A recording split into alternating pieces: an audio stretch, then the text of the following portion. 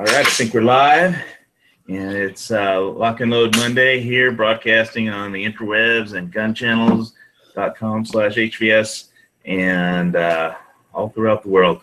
Got an interesting show on interesting submarine. The first Gato class, not that was made, but that was actually deployed. But I wanted to introduce our panelists first. We've got, let's see, from left to right, at least on my screen, Dusty One from Michigan, world famous brewer and farmer and gun guy. If he's there, say hello. His mic came off. Hopefully he didn't fall asleep. Earth to Dusty. All right. Okay. Well, he's trying to say something, but his mic isn't working, I guess. And we've got for the first time Jared Walsh. Hello, hello, hello. You're on the East Coast, somewhere near the ocean, right? Yep, Massachusetts. How's things? How's the gun laws over there? Reinterpreted. Reinterpreted? And not in our favor. Reinterpreted and not in our favor yet. Oh, that sucks.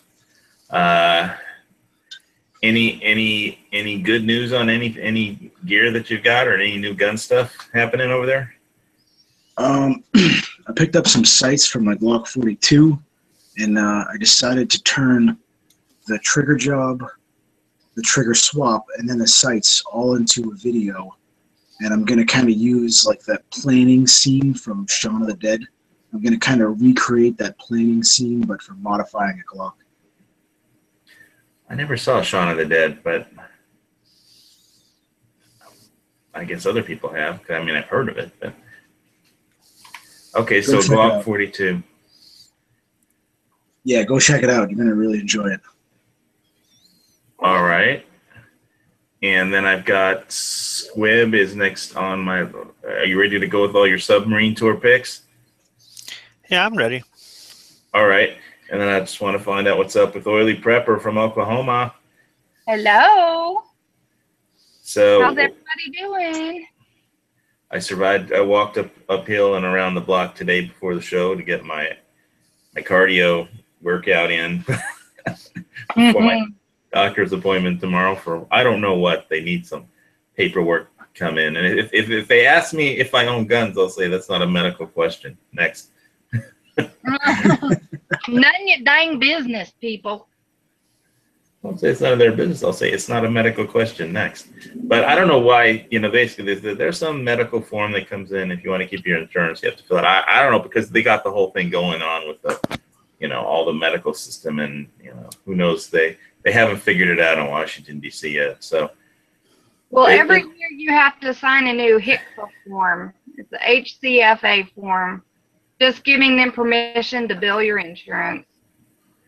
Right. Well, if that's all it is, then, it'll be a short appointment. Yeah. I mean, Ohana Care is the name of the company that tricked me. They've done a great job. I mean, there were some hiccups, but they pay for everything. So I got no problems if they just want me to sign some silly form. Anyway, so your show, I was on your show last Thursday. I'm trying to remember what it was. It was medical, right? Yep, it was trauma kits. Trauma kits? Yep. Very important. That's definitely one thing that every prepper should have, is, and always work to improve your knowledge and gear. It's not super expensive to build one. And so check out the Oily's shows every Thursday. And is it your YouTube channel is Oily's Humble Home? Yep, Oily's Humble Home, aka the Oily Prepper, because nobody knew who I was after I changed it from the Oily Prepper to Oily's Humble Home. So I just tagged it back on there. And it's Thursdays at 8 Central, 9 Eastern Standard Time. I'm going to be drinking an Arizona Arnold Palmer light iced tea, even though I have a torpedo. I'm going to keep it in the refrigerator because they got that doctor's appointment tomorrow. All right. So tell us about your tour and your vacation to this. I guess it's a battleship museum kind of thing where they have the submarine was relocated to. Yeah. Yes. So I took my family. Well, we went to Disney World, but on the way we made some stops and went to another military museum, like when we had gone to the USS New Jersey and the Intrepid and the Nautilus. And the main attraction of the museum is the battleship Alabama, but also there is the USS Drum. It's a Gato class, and you brought up a good point. It was the first one that they built, but it wasn't, and it was the first one to go into combat, but it wasn't the first one. It was the 12th one that launched? they built. It laid down basically when they. Oh yeah, okay, I'm sorry. Yeah, 12th one built, first one to go into combat, and it's the oldest Gato left out of all the ones that are museums now. And there are submarine museums all over the country. Jared, I think there's one there at Battleship Cove where you're at. And I already showed the one that was in New York City. We saw one in Connecticut. Is the Newport News Company the ships they build in Massachusetts also? I don't know. I think Where they put up the latest aircraft carrier, the Gerald Ford. I thought that was down in Biloxi. I thought they were building that down in Biloxi. Newport News was down there, but there's I mean, pretty much every state. Michigan's got a sub. Even Oklahoma has a sub. As far inland as you are, you've got a sub. Well, I mean, yeah, wasn't Halsey? He was like from a land-bound state too, I think.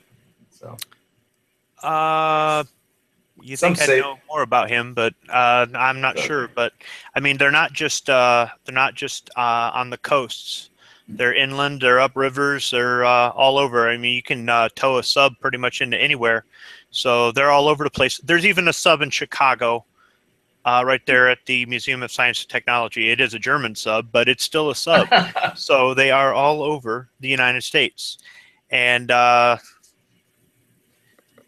Yeah, and I believe that Night Strike did a share on one of the chats. I don't know if it was the Lobby or Edge's show that there's going to be a new attack submarine called the USS Indiana.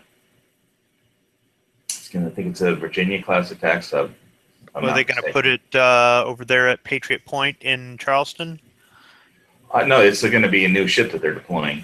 Oh, I thought you meant as an addition, because he lives near a really, really nice museum. We're going to visit it next year. They've got an aircraft carrier. I think they got a destroyer, sub, an air park. They got a lot of stuff down there in Charleston. In addition, all the Civil War history and whatnot. So the Drum. Are we screen sharing with everybody? Yeah, I have it presented. We're locked on you. Yeah. Okay, so this is what it looked like in World War II. So, okay, click hide. There we go. What caliber that deck gun is? That deck gun is, you know what? I got it here in my notes. It says here on Wikipedia that it's a 3-inch, but I thought I looked up and it was a 5. Let's see. It should be Wikipedia. Yeah, Wikipedia says a 3, but I thought it was. I have to give myself 30 pages of notes to confuse myself. Let's see. That's the anti-aircraft gun. 1 3-inch, 76 millimeter, 50 caliber deck gun. Right, and I'll be showing that here coming up here. And a Bofors 40 millimeter, and an Okuron. Yeah. Or I don't know what that word is. 20 millimeter cannon. Yeah, it's a Swedish company. They made 20 millimeter anti-aircraft guns for a lot of applications. So here you can see it to date. Now, it used to be in the water, But a couple of hurricanes ago, they brought it out and brought it onto shore, and now she's resting right near the water. So this is the USS Alabama, which is the centerpiece of the museum. It's not hard to get to. It's right outside of the city of Mobile, right off the expressway. You have to kind of backtrack when you get off the expressway. You have to come back towards the Alabama, but you get a really good view of her from the distance. And when you go down inside the Alabama, you get to see a whole lot. Here's 16-inch shells down inside the ship. You get to go out on the deck. It looks a lot like the New Jersey because it uses 16-inch guns, but it's actually it's about 200 to 300 feet shorter than the New Jersey, and it's older. It was never modernized in the 80s. So, and down here you can see there's some anti-aircraft guns, tanks, and whatnot. So they've got a lot on display there. They've also got an air museum. So when you go in and buy your tickets, you can go right out to where the tanks and planes are parked, or you can go up the ramp, the gangplank really, but it's really a concrete ramp, but onto the battleship, or you can go through the museum. And when you get to the little model of the USS Drum, you're right by the door that takes you out to the drum. It's kind of fenced in. So once you go out, you get to see what started it all, the H.L. Hunley. This is the first, this is a submarine. This isn't the first submarine, but it's the first submarine that was used successfully in combat. And this is a model of it. The reason they have it there is they designed the Hunley and tested it in Mobile, but they shipped it to Charleston, where it was used in combat only once before it sank by the Confederacy. So the model here, I believe there's another model in Charleston in addition to the original that they pulled up off the ocean floor, is here just because of the historical ties the city of Mobile has to this sub. And then on the way up, you go past a patrol boat. This is, I believe this is the Riverine style patrol boat that they used in Vietnam. You can see here. Can't get really too close to it, but this is a view going up the stairs to the fantail of the submarine. You can see there's the fantail of the battleship. This is the crane for lifting the seaplanes back onto the catapults. And here's the hangar that you're in, where they've got lots of different aircraft. They've even got a 9/11 exhibit with some artifacts from the Pentagon. And then so here's the Hunley, here's the door. You come out, come up the stairs, and come up onto the fantail of the drum. And here's the deck gun. And this would be the Bofors right here. This is a 40 millimeter. So the 20 millimeter anti-aircraft must have been on the other side of the sail. And this is further up on the bow. So you can look backwards towards everything here. And like a lot of the other subs, they've cut out the deck and put in stairs to bring you down into the sub. I think there's only one that lets you go in through the hatch, at least a Gato class or a Balau. Yeah. So that hole wasn't actually there, obviously. No. Water would pour in. As far as I know, on all but one World War II sub that is a museum, they've done this, at least all the ones I've gone to, but there's supposed to be one that has an actual hatch and you go down inside the sub. At least I read it somewhere. You go down inside the sub the way the crew did, and they have not cut a hole in the hull to allow access. So, yeah, well, I imagine they have to do that for public safety reasons, so, emergency people can get in and out or, Well, just like the other subs I went to, I didn't see anybody freaking out, but I'm sure that they probably know what to do if somebody gets in there and gets claustrophobic. So you come down into the forward torpedo room. And when you first come in, there's these grates blocking you from seeing everything. So I just stuck my camera through. Ta-da! And here you can go. You can see. You mean they don't let you fire a torpedo? Well, in some of the subs, they had plexiglass up. And this one they did in some places. And then in other subs, they gave you a lot more access. So I'd say it's a little bit, each one you go into, at least from my experience so far, each one you go into, you get access to something new, I guess you could say. Like so maybe those wheels are basically pressurized, the tubes, before you fire them, you have to pressurize them, and then there's a button somewhere to fire it, I guess. Right. They've got air. They've got air pumps on the engines, and they send air through pipes back here, and they shut the hatch. And I believe they've got 6 tubes forward and 4 aft. So, yeah, on each sub that I've gone on, I'd say there's been something that's open to the public that wasn't on the last one or the last one before that. So it's just if you want to get a good overview, visit a lot of museums. It's a lot of fun. So here's a Mark 14 torpedo. You can see here's a rack, just like on the other ones. They're sleeping underneath and above the torpedoes, and wherever they can find a room for a rack. And they're doing what they call hot bunking, where it's 12 on, 12 off. So you share the same bed with somebody else, just not at the same time, obviously.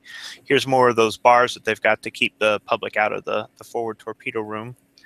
And here's a better view. You can't see the propeller, but this thing is huge. Mark 14 torpedo. It's probably in the 2,000-pound range. So, how many guys had to lift that? They have to move it or something. Well, somehow? I think they'd have to use a chain fall and move it, or they must have moved out these racks and slid them somehow or another. I know that there's a hatch in the top of the ship for bringing them in, and they bring them down at an angle, and they bring them in. So I remember the scene with all the chains when in, I think it was with Clark Gable and Burt Lancaster in what was that, Run Silent, Run Deep? Yes. Where Clark Gable has a torpedo fall on him or something. He got knocked out, or got knocked out, and the torpedo fell on one of the other sailors or something. Yeah, that was it. Yeah. So there's a little map here of the ship once you come in, just to give you an idea of where you're going, and they're explaining. Here we go. So it's a 5-inch deck gun. That's what I thought. See, Wikipedia says 3, but I thought it was a 5. So it's a 5-inch deck gun. All right, 7 officers, 65 men, so 72 people on board the ship. It's a small ship for that many people. Yeah. When we got aft right before I exited the ship, there was a volunteer there, and we were talking subs, and he had been on quite a few subs. And when somebody walked by and asked how many people, and when he said 72, she was totally shocked. But yeah, they made it work. They carried 24 torpedoes. There was a war on, so they made it work. They were very well motivated, I guess. Pearl Harbor motivated a lot of people in the Navy, obviously. Oh, so. Yeah. Plus, these guys went out there and they busted their butts, and they put up with really, really difficult conditions. They didn't want to come back empty-handed. They wanted to get a kill. They wanted to say that what they did, they risked their life, they suffered, that sort of thing. They wanted to make it worthwhile. So you see, sank 15 ships. In reading on Wikipedia, it did damage some other ships, and that's enough to take them out of action. So it did more than that. I think it also laid mines at one point, and it also stood on station for picking up down pilots, although I'm not sure if it ever did. I think it also did some reconnaissance of islands before some of the invasions. So it says here it was awarded 12 campaign stars. Did that have anything to do with the blue flag with all the stars on it that we saw at the beginning, or was that something else? No, the campaign stars would be on the side of the sail, which... So what was the blue flag with all the stars? That one. Yeah. To tell you the truth, I'm not quite sure. I don't think it's the ship's ensign. I've seen that on other ships, so I'm ashamed to say, as a Marine, I don't have the answer, and I should. You don't need to know everything. That's okay. Yeah, well, I try to stay up on things. I mean, when I go to these museums, I don't need a guide to show me my way around, but...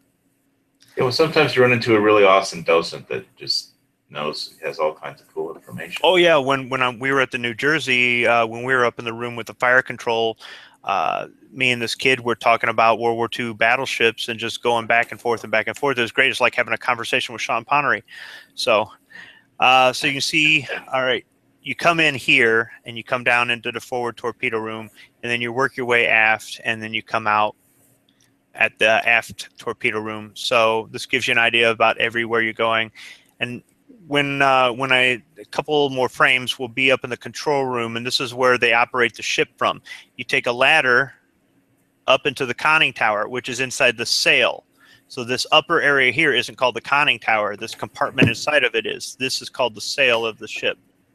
So the part that's called the sail is the conning tower part? Or? The conning tower is inside the sail. So where the periscope is and all that, the piece that sticks up in the center of the ship that you see in all the movies when a ship surfaces is called a sail. So the compartment inside of there is the conning tower, and this is where they fire the torpedoes and they do the calculations and things like that. This is where Clark Gable was going up the ladder into, which is a couple other guys in the movie, and they're timing how long it should take before the torpedoes hit the ship. And then they come down the ladder into the control room where you've got all the controls and valves for all the ballast tanks that are all throughout the ship that allow it to submerge and surface.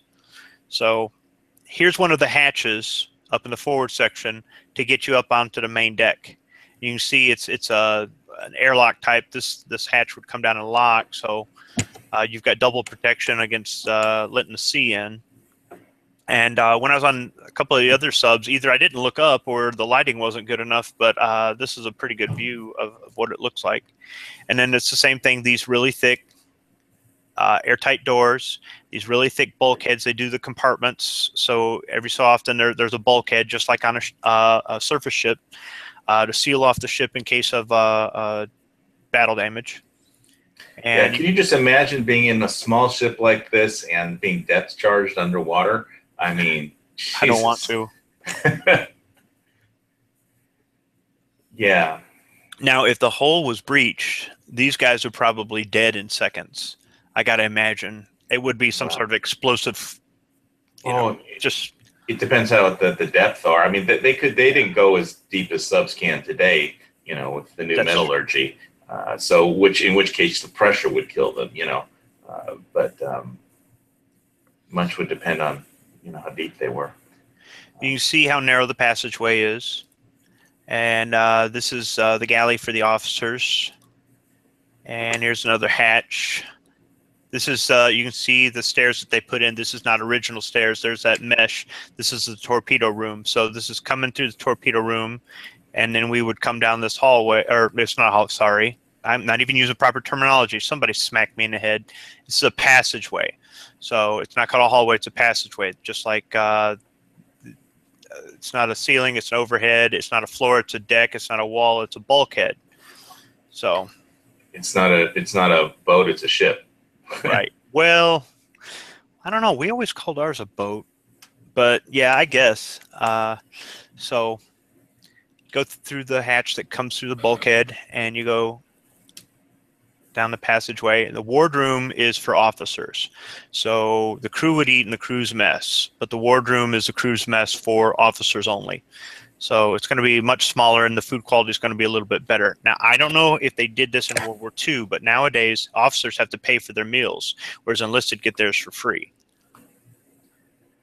So you can see how small it is. They've just got the table and whatnot in here, but they've got nice, look at it, fine china. So they get a little bit nicer conditions to eat in. But that's one of the perks of being an officer. So go to college, and then join the military. So they will pay you to do it too.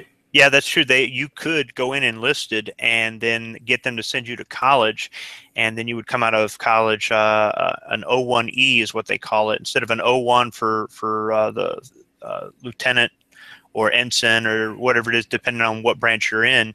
You would actually be an O1E. You would get paid more, and the men would probably respect you some more. They usually call those officers Mustangs because they started out enlisted.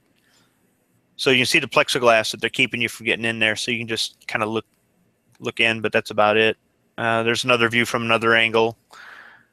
So you can see how tight all that was, but this is comfortable on a sub. So, and officers, 2-man stateroom. So instead of bunking with a whole bunch of guys, they just get 2 guys in a stateroom. They've got these compartments here. This probably drops down so you can write, use it to write letters home or do reports or whatnot. But they got 2 bunks. They may have even had a typewriter, for those who don't remember before the days of word processors. And they didn't have a sink in here. In some of the staterooms I've seen on other ships, they've got sinks. The captain's cabin, he does have a sink, so he gets a little bit more. He gets an overhead storage compartment, and he gets a little bit more room. He gets on the sink, so the sink folds down, and he can open up the cabinet with a mirror and whatnot, and he gets a little bit more room. You can see they've got some artifacts in here from, I don't know if it's from multiple captains aboard the ship or just the original captain, or how that worked out, because I couldn't get in there to see. Chief Petty Officer's 5-man bunk room. Okay, so Chief Petty Officer is going to be an E7 or up. So that's equivalent to a gunnery sergeant in the Marine Corps, and you're talking about on enlisted ranks E1 through E9. So this is E7, E8, and E9. So these are guys that have got 20 years in or more. So they get a 5-man bunk room. So they still they have to share with 5 other guys, but it's still not as cramped as having to sleep underneath a torpedo, right? So you can see these fold up with the chains.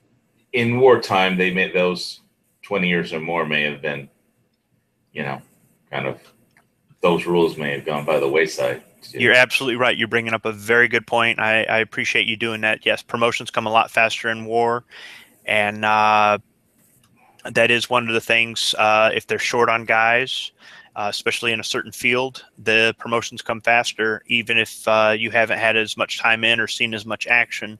And then if they've got a field that's overloaded with guys, the promotions come slower. So you're right. A guy could move up through the ranks in a matter of months or just a year or two. And or be given a temporary rank. I'm sorry. Go ahead. We had 2 7-year E7s in or around my unit. Wow, that's fast to get to E7 in 7 years. Wow. Was that in the Army? That's Sergeant First Class? Correct. Okay, yeah, it's been a while. I'm a little rusty on those. So I did make sure that I knew the ranks in all the other branches, because I did have to serve with other branches when I was in, and I didn't want to sound like a total douche when I was addressing somebody. So, but it's been a long time. So you can see these fold up, and they can secure them. They'll secure them when they get out of them in the morning, and lower them back down. These didn't have any storage underneath. These are just coil springs. I imagine it's not very comfortable, but after working who knows how many hours a day, it's a lot better than nothing. And you can see all they got are these bars. So if the ship's rolling or anything, this is the only thing keeping you from falling out. And if you're over 6 foot tall, this is definitely uncomfortable. They've got their own fold-up sink that all 5 guys share. It's still better living conditions than the average crewman. And here's another hatch. You can see how thick the bulkhead is, and that's to be able to withstand the pressure. They actually allow smoking on these boats back then. I mean, and considering how small the airspace is. Well, that's something. As far as the health standards, they didn't have a clue compared to today. I mean, they knew more than they did back in the Civil War when they didn't even sanitize anything. But I was in an electrical safety course, and they were discussing U.S. Navy electrical safety from 1942, and there was some instruction there where to test a live wire, they wanted you to stick your tongue to it, see if you got shocked. So that's before they had OSHA, before anything, and they were using it as an example to show how far we've come from, old safety when they just didn't know back then. So the thing is, though, I think all the oxygen on board the ship here was just regular, atmospheric. So it's 21% oxygen, 78% nitrogen, blah blah blah, right? So any compressed air here is not oxygen like in a medical environment or something like that. So the explosive risk is probably really low in here. But in addition to the diesel fumes and the body odor, all the cigarette smoke had to make it smell even worse. Yeah, oil, diesel, cigarette smoke. Nobody takes a shower. Yeah, it's probably smelled really foul down there. Yeah, yeah. So I mean, It was a sacrifice for your country to serve in these boats, no doubt. You know, it was an honor, but I mean, yeah, you're risking your life, and you know. And that's why I'm glad that these are preserved, because how many people have tried to walk through a hatch, you know, like this to get from one point to another? I mean, you have to step up and over this knee knocker and back down and through and not hit your head on the bulkhead here. And if you're a little overweight, you're going to have some trouble getting through there too. Now, imagine if they're going to general quarters and everybody's running their battle stations, and you got to run through here with other guys. And sometimes some guys are running one way and some guys are running another. These guys slipped in and out of here. I mean, if you had to get down the passageway for some reason, and it was, you had priority, you'd yell, make a hole. That means everybody become part of the bulkhead and get the hell out of the way, because, you know, something important is coming through. So, I mean, after a while, you get good at this. But for somebody who's never been in a sub or who is out of shape or claustrophobic, this is hard to deal with.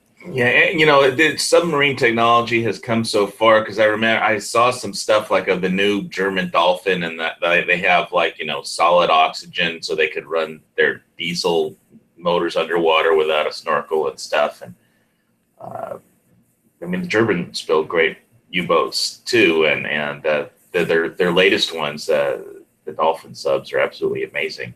But this was another era. Yeah, and you know, we could mass produce these boats. They weren't as technically sophisticated as the U-boats were. I mean, the U-boats had the snorkel way before we did and that sort of thing. But and we did adopt U-boat tactics towards the end of the war because we realized the German tactics were so effective. But we could crank these things out a lot faster than the Germans could. Yeah, what basically, I think we mentioned this in another chat, but it was basically that at the beginning of World War II in the Pacific, they started going after warships with submarines, but they were losing too many subs, so they switched to going after merchant shipping with this unrestricted submarine warfare, shooting at the torpedoes and taking out merchant ships, and that was much more effective, not just because you weren't as likely to lose a sub to a merchant ship. It was because you completely cut off all the supplies that Japan needed, and that their troops deployed overseas needed, and that Japan needed to supply the troops. You know, you cut off the raw materials, and that's why they, you know, were trying to build an empire, was because Japan is a resource poor island.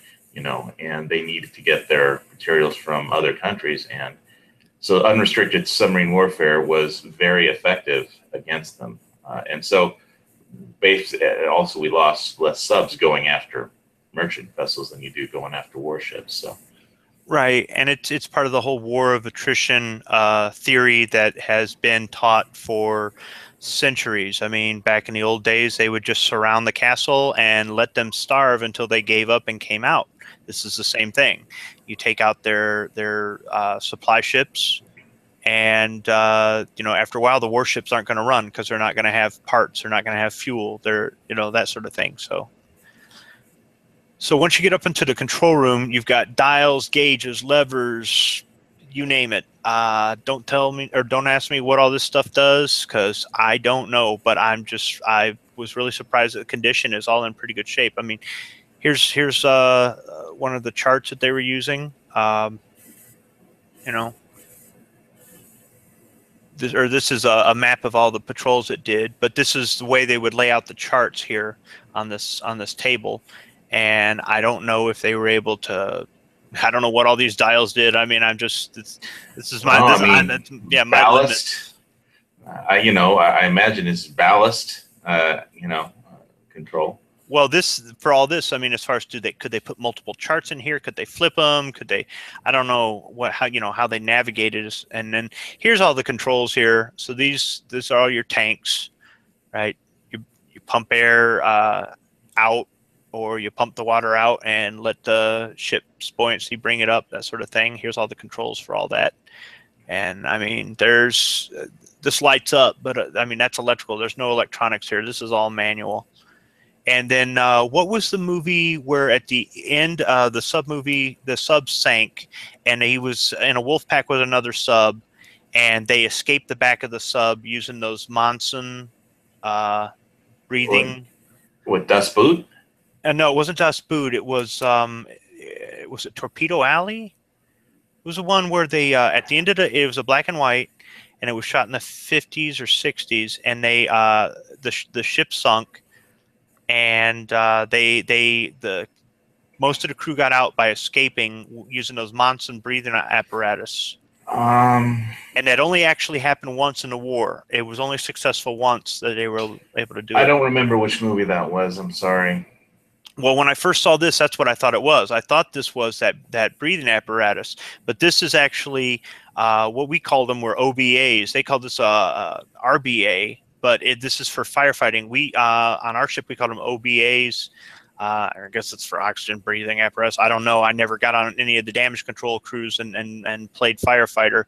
But this is what they wore whenever they had to go into an area and put out fires. I don't know if they had to wear it if there was any of the fumes from the batteries, because these things ran off electric. They had electric motors for the props, so the diesel engines were not tied directly to the props. They were generators. And on the surface, the diesel engines could recharge the batteries and keep the thing going. And down below, it ran off batteries. You couldn't run the diesel engines. So this is what a damage control crew would wear. And I looked all over for the Monson escape apparatus, but I couldn't find it anywhere on the ship.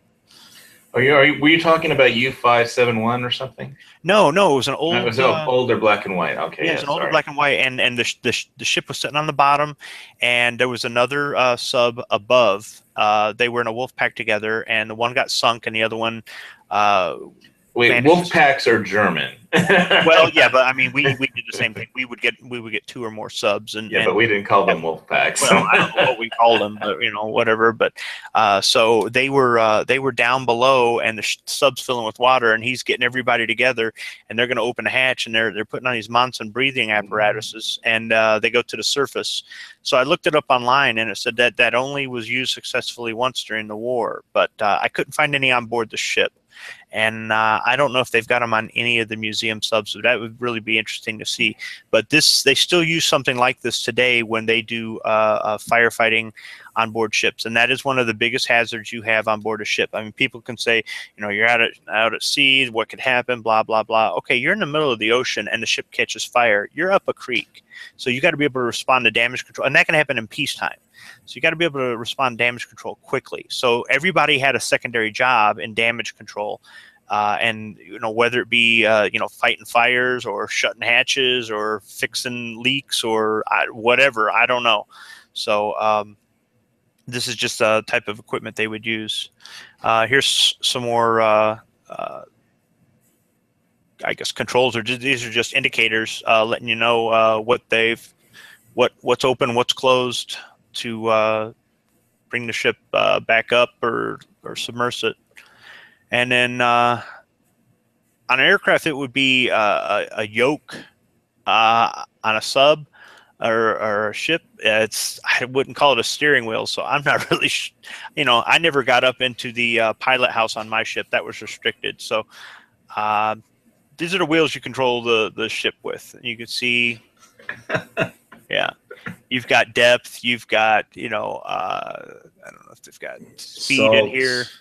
Depth to keel. Yeah.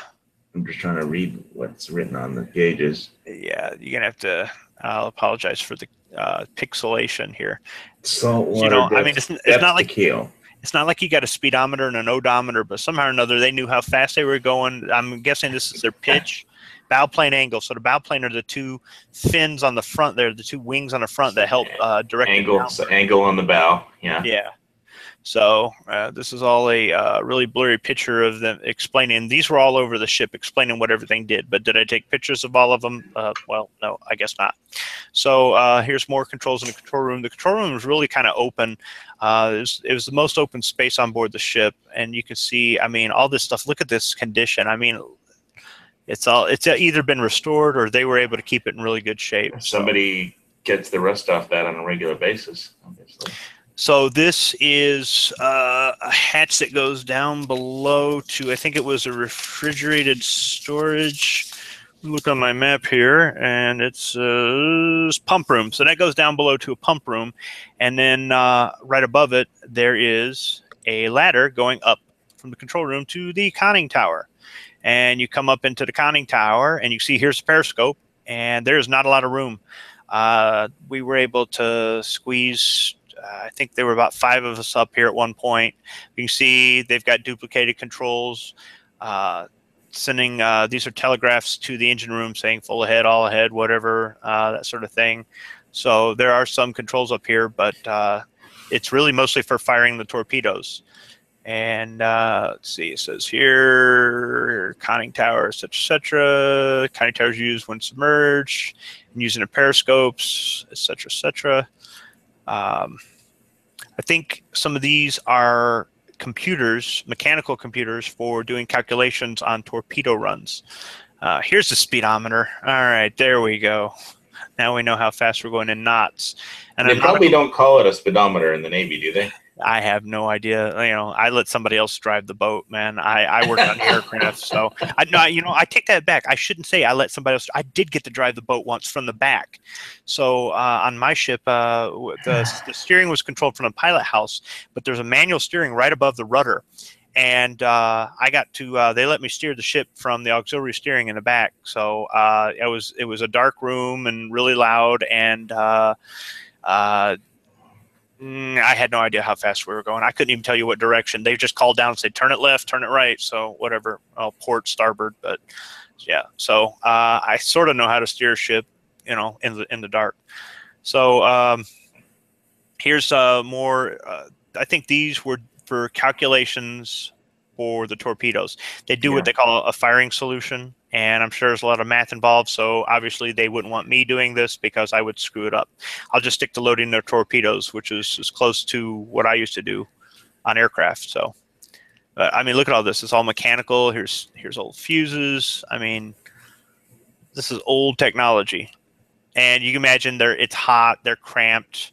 They're all hoping they didn't screw up their math because they've only got so many shots, And after they fire one shot, somebody's going to start shooting back. Oh, yeah, because you give away your position right away. But, I mean, you can see how tight this is, and that's the only way out.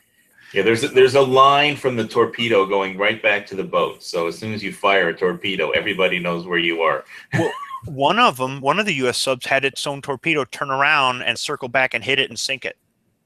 So that really happened in the war.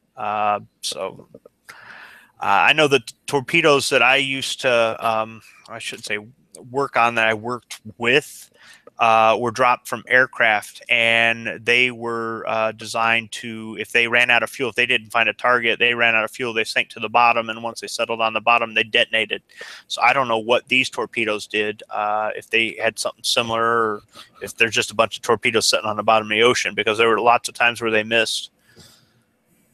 So here's another view of the periscope. You can see the little handles here are missing, but I mean, everything in here is in really good shape. So, and then here's the radio room. This is aft of the control room. This is us heading further aft.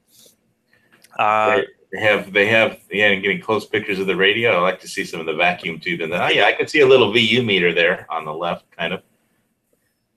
Looks like a Western Electric VU meter. What, right here? No, right here. Yeah, on the left underneath the head. Yeah, there's a VU meter. That's like a Western Electric VU meter. When I got in here, I wanted to get a better picture. I was kind of hoping they were operating a ham radio station off of this like they were on the battleship. But really, this is about the best view I could get of it. Even when we turned, there really wasn't much more to see. And I was actually looking for vacuum tubes, and I didn't see anything exposed because I thought you might want to see the radio equipment. But I mean, there just really wasn't much to it, and this piece of plexiglass really kept me from seeing anything. And there's the galley. Ah, okay. You're gonna make me hungry. It's a galley. So, and I mean, you can see how everything's, just tied up in here and all that. And, they've got bacon. They've got bacon. So, yeah. So, and then here's where the crew's mess was. So the officers and everything were forward and the crew was aft. And just like on the battleship, they had built-in board games in the tables and whatnot. So they'd have to eat in shifts because there wouldn't be enough room. Here's another hatch, but this one was really dark. You couldn't see going up there. Here's the crew berthing. So these bunks are just like the others as far as they just got, it's just a vinyl thin mattress and springs, no storage underneath. They've got even smaller rails to hold them, so when the ship pitches, they're screwed. This is, I think, similar type setup in the one movie when the guy had the torpedo fall on him. They were in the torpedoes were in the berthing area real tight like this. It's a bunch of sardines in a can. Yeah, they had some artifacts or cruise effects. I don't know if these things were left on board or they found these and just ended up here. But and I didn't. I should have. I read this after I took the pictures. It said not just sandals. Sandals. Issue of submarines going on World War II patrols. The thought behind the issue was to cut down on the noise during silent running after an attack by the enemy. Heavy work shoes were noisy. Okay, so they're talking about the boondockers, and could contain nails or other metal cleats. The metal would also provide sparks that may cause an explosion, even though they're allowed to smoke. Okay, irony.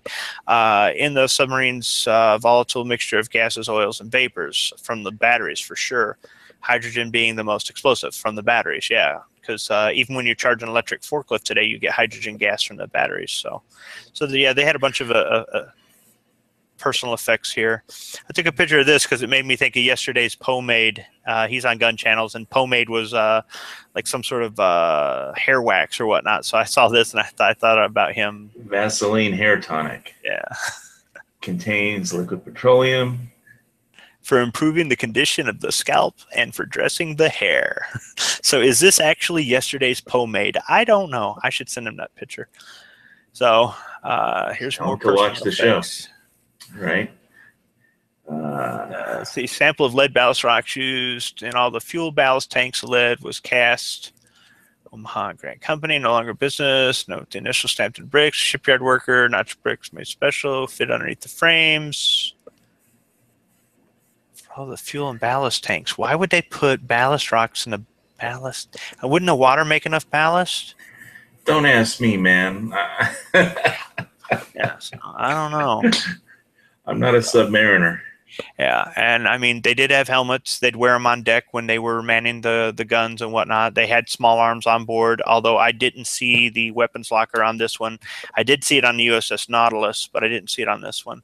Here's another view of the crew berthing, and don't forget, you're in it, and then you go to work and somebody else jumps in it. So you're sharing it with another dude. So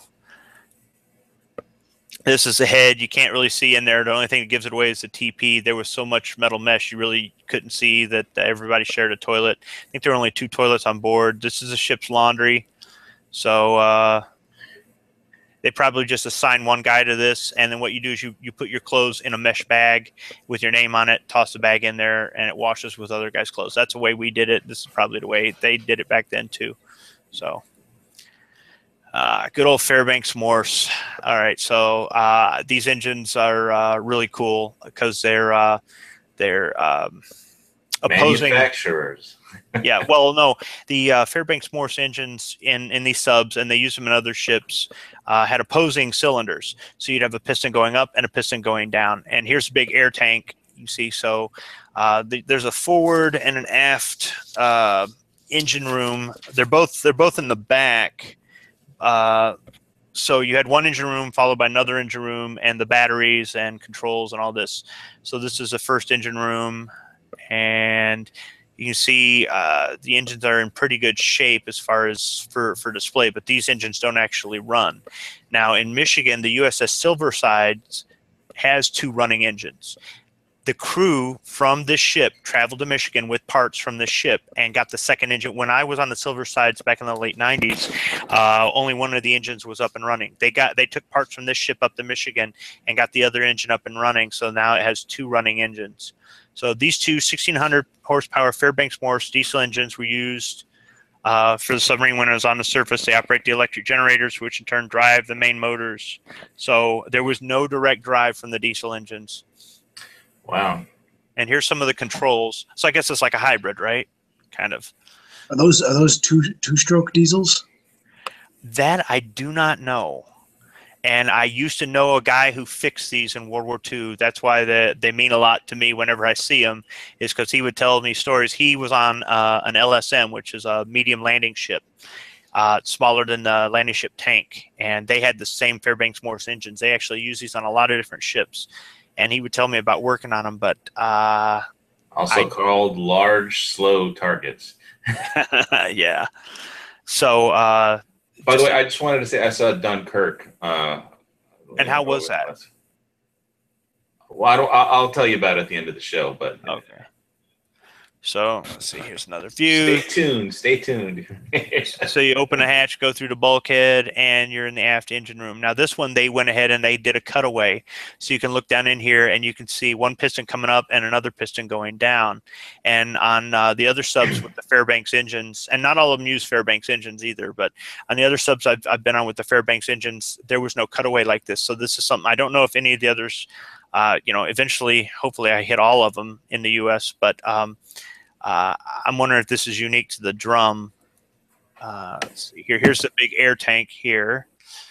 And engine room. Notice some of the engine covers have been removed so you can see something of the engine. The engine is not upside down. There are two crankshafts, one on top, one on bottom, two pistons each cylinder. This is known as an opposed piston engine. The pistons come close to each other in the center of the cylinder to form a combustion chamber, and they are also the valves. You will notice in the middle of the inspection holes, slots and cylinders to the side, take intake for the air, the cylinders, exhaust out the other side, etc., etc. Let's see, fuel injection pumps, fuel ignited by heat compression. Well, yeah, it's diesel instead of spark plugs. Yeah, that's standard for a diesel. Etc., etc. Parts are still available for these engines. I think Fairbanks Morse is still in business. I think they did locomotive engines as well. So you can see one of these pistons here. And that's another big engine air intake silencer. So I had looked that up, and it's just supposed to make it quieter. I don't know, but they're these big air tanks, and they were on all four engines. So it's a muffler.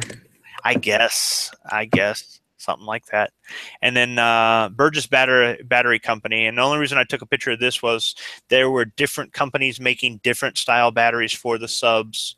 And then when they were retrofitted, some of them got different batteries, and I wanted to know what kind was in there. So Burgess Battery.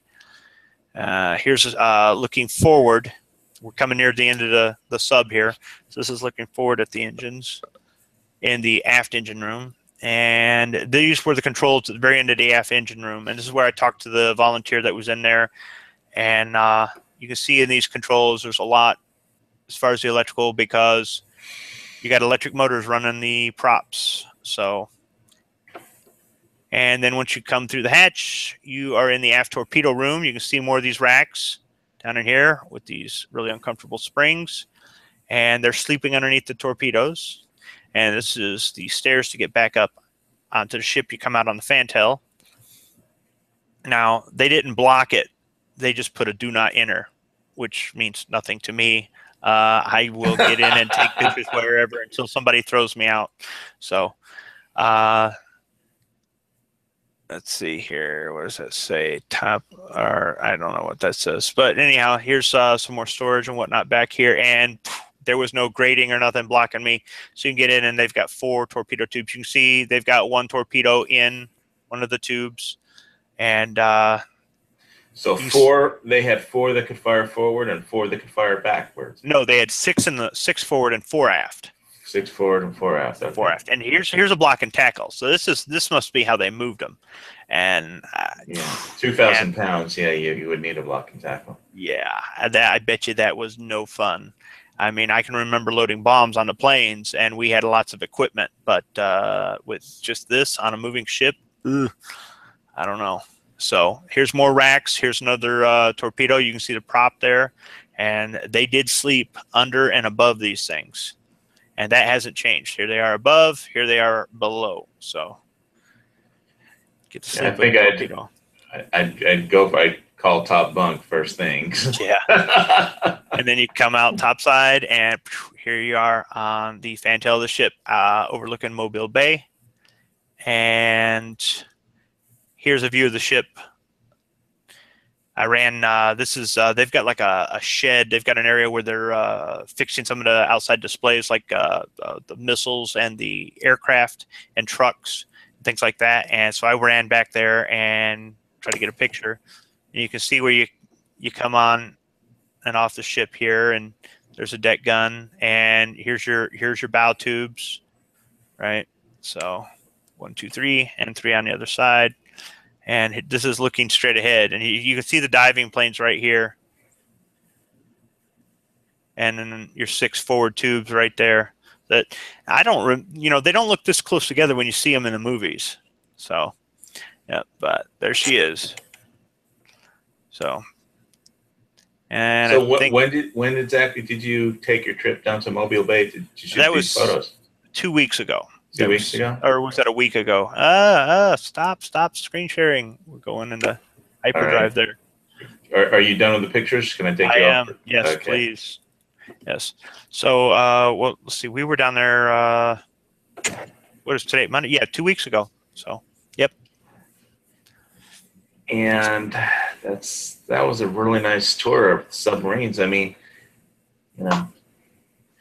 Eventually, I'll have pictures of the Nautilus that's up in Connecticut, and the Bakuna that's in Philadelphia, and I will also have the USS Alabama, which they cut open a lot of the hull, so you could get deeper into the Alabama than we could into the New Jersey. Although when we left New Jersey, they said they were trying to cut out sections of bulkhead so people would have access to the engine room down there. So maybe on a future visit, I can get better pictures of the New Jersey, but I'd like to get some pictures together eventually to do a couple more shows if it's okay.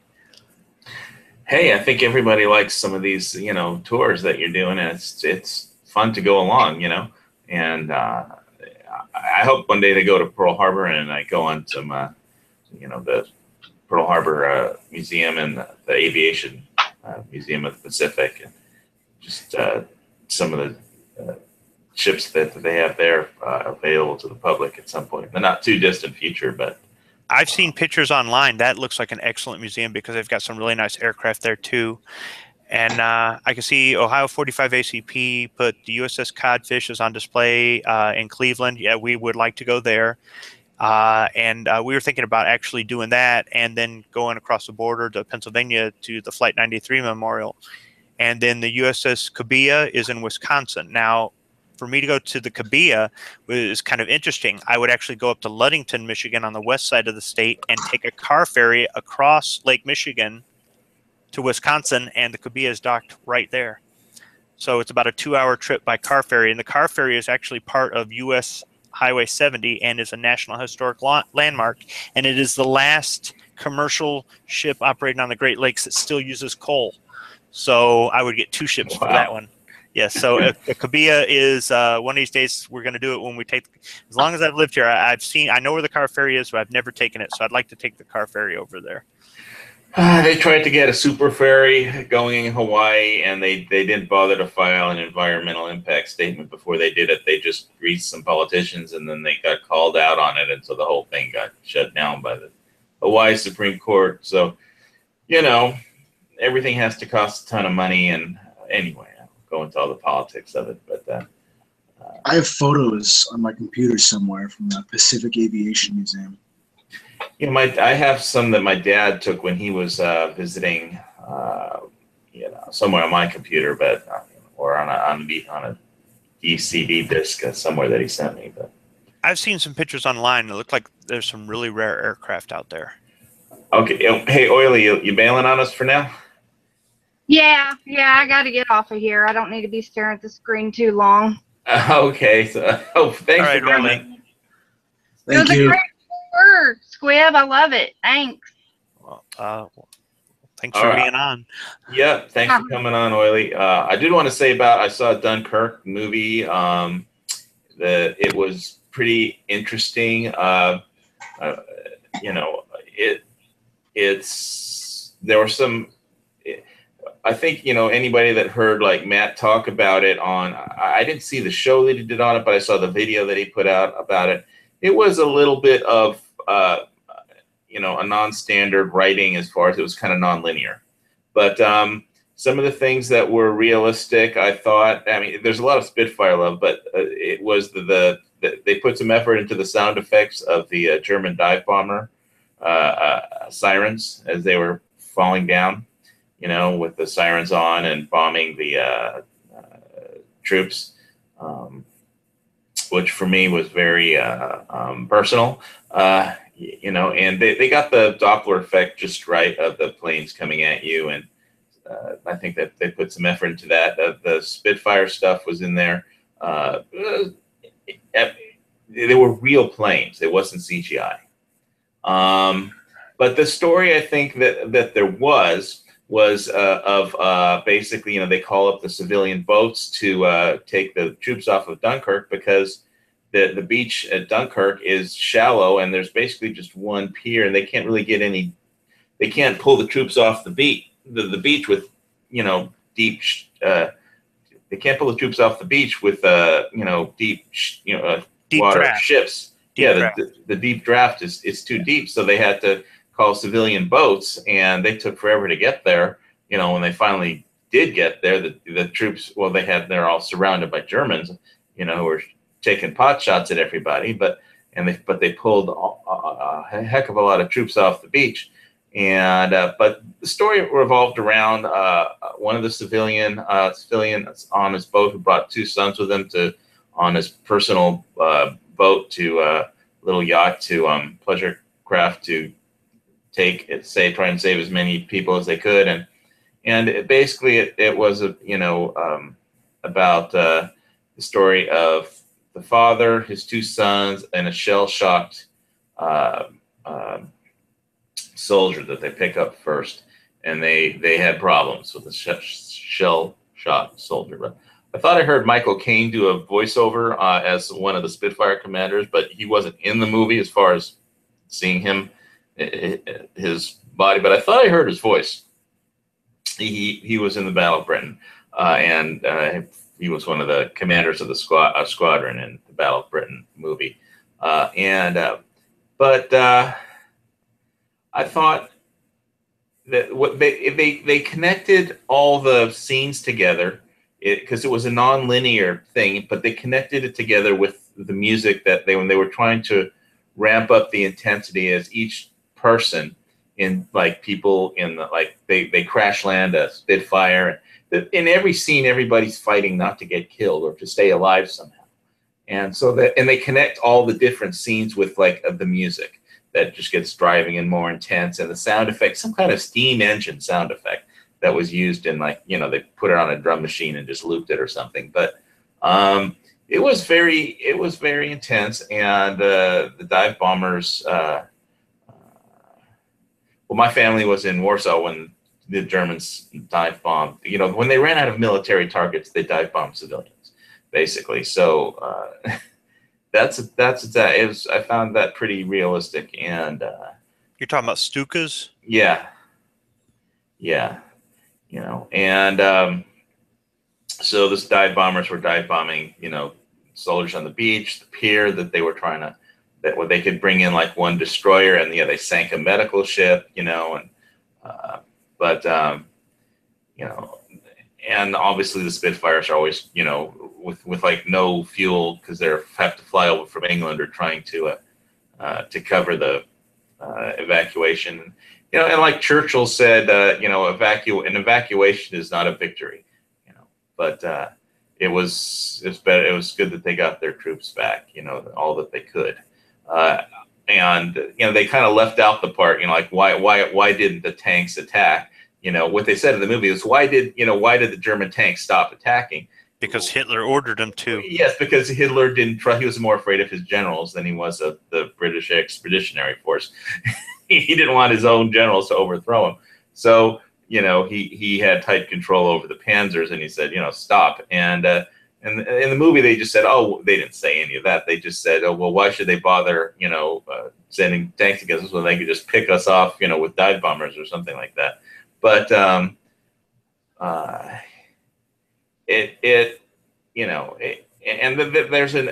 there's basically a movie, another a movie coming up about Churchill that they had. They did have, when I basically had to stand up and say bullshit during the trailer though, because they had a trailer for Al Gore's new movie, Inconvenient Truth, about the environment. He's bitching about the Paris Accords, and I just said bullshit really loud. But Man, bear, pig. I'm super cereal, guys. What's that? I don't know if you got the South Park reference. They always have them talking about man, bear, pig. Yeah, man, bear, pig. Man, I don't watch South Park, so. That was an older episode. I don't watch any of the newer stuff. But yeah, I barely remember that. But yeah, so it's just a reference. That's all. I would say that there was a lot of stuff in the movie that was interesting and accurate,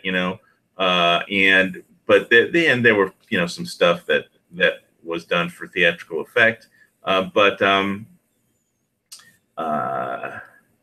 it was worth seeing, it was a nice way to spend some time, and going back in time. I love period pieces in the first place, but and that's obviously a period piece. Did they have accurate weapons? I mean, were they carrying SMLEs instead of number 4 Mark 1s and things like that, or? Well, what in the beginning, the first thing I noticed was in the first scene where a bunch of British soldiers are being attacked by Germans and they're running away, and he's hiding behind a wall, a fence or something, and he apparently doesn't know how to use his own rifle. He's just so lame and trying to load it and get it. He's messing with the bolt, and it's a simple bolt action rifle. It can't be that. I was looking at him and says, don't you know how? I kept looking at him at the beginning part of the movie. If you see it, you'll know what I mean. I was like, don't you know how to load your own gun? And because he was just messing with the bolt like for way too long. I know he was under fire, but still, you should be able to do that in your sleep almost. And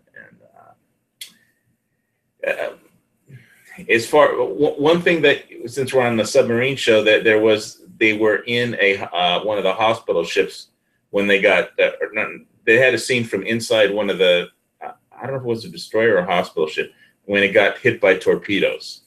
And that was one of the intense scenes that they used the music to ramp up, the tension, and they connected different scenes together because it was written in a nonlinear fashion. And I'll just say that it's easier to write that way in some ways, but it has without getting too into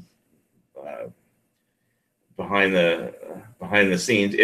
It's when you generally write a movie, you're supposed to, you kind of have characters and they interact and that drives the plot forward. Well, this is another way to write, and it's like, let's write one cool war scene about Dunkirk. It would be cool if this happened. And it's easy to write that. You just envision a scene and you write it. But then it has no connection to anything. There's no characters. There's nothing to do with the plot, And so it all has to be connected together. And you wind up having to do connected dot scenes or if you have characters. But so the only real thing here that unites all the scenes of different situations on the beach of Dunkirk, or in the air over Dunkirk, or in a ship near Dunkirk, or on the pier, is that everybody is fighting not to get killed, and the sheer panic, of being hit when they're on a ship, on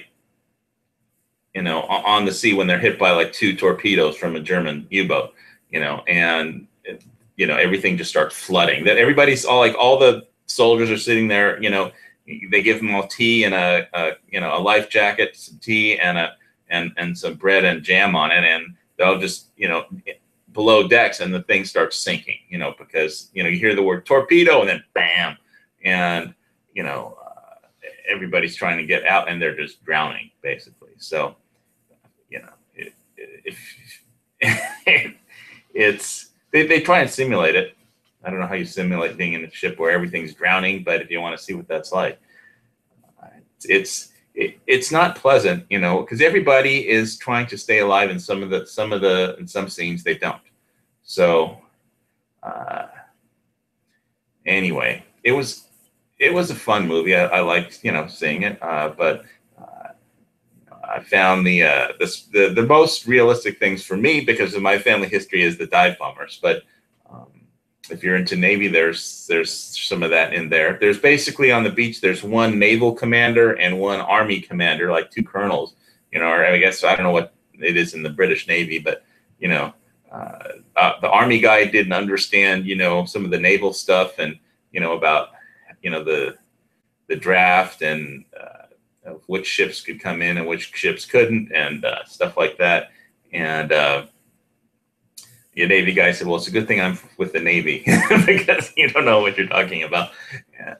And it was a fun movie. I'd say go see it, you know, if you like period pieces and war movies. It's a little disjointed because of the writing style. But you know, it basically, when you write like that, it's easier to write, you know, well, this would be a great scene. And then you have a bunch of really good scenes, but they're not really disconnected. And they just kind of glued it all together with music and intensity and the common theme that everybody's trying to not get killed, you know, in every scene. So, which I guess is the main point to be, if you're in a war, is to not get killed. So, and if you like Spitfires, they're real Spitfires in that, and some great aerial photography, cinematography, and they crash land a Spitfire in the ocean. They actually do that. So, well, that might have been a model. They're not going to destroy an aircraft. They did. Read about it. Google it. Read about it. They did. I know that they used at least one real Spitfire and one real ME-109, but as far as look at the cinematography, there were 3 real Spitfires, and they crash landed one. There's a big, you know, article about it, you know. But do you know what those things are worth? I know what they're worth. You know, but this was for, you know, you got to realize this is like the Battle of Britain. For the UK, it was shot, you know. I mean, in the UK, that's still a thing. It means something, you know. So they spent $150 million to make this movie. $150 million. So there was budget in there to crash land a Spitfire. So I get 2 questions. Was there any scenes that were as ridiculous as the opening scene to Saving Private Ryan? You mean when they're in the landing craft hitting the beach? No, and with the old guy. Oh, him having a flashback?